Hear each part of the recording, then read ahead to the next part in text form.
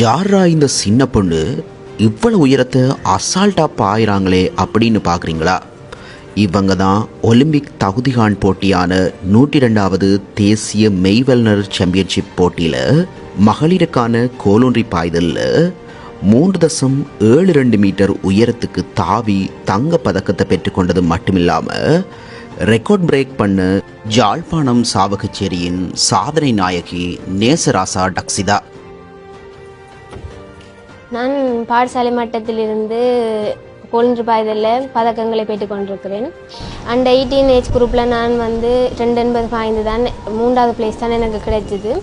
அதுலேருந்து நான் கொஞ்சம் ஹார்ட் ஒர்க் பண்ணி தான் இந்த இடத்துக்கு வந்திருக்கேன்.